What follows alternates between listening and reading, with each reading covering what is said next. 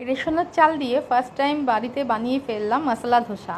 এর জন্য আমি নিয়েছিলাম 750 গ্রাম চাল, 250 গ্রাম বিউলির ডাল এবং একটু কালারের জন্য 50 গ্রাম মতন ছোলার ডাল দিয়ে আগের দিন ভিজিয়ে রেখেছিলাম। তারপর পরের দিন এটা যখন আমি পেস্ট করি তখন ক্রিপসি ভাবটা আনার জন্য সামান্য চিড়ে দিয়ে দিয়েছিলাম পেস্টের মধ্যে। এবং এই মশলাটা বানানোর জন্য প্রথমে আলু সেদ্ধ করে নিয়েছিলাম।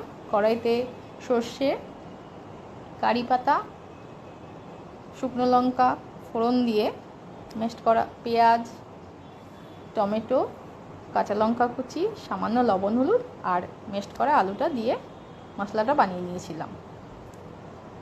তারপর ফ্রাই প্যানে ব্যাটারটা দিয়ে সামান্য তেল ছড়িয়ে দিয়ে তার মধ্যে দিয়ে দিয়েছিলাম আলু, মেশড করা আলুটা দিয়ে যখন একটু ক্রিপসি ভাব এসে গেছে তখন এটাকে নামিয়ে নিয়েছিলাম।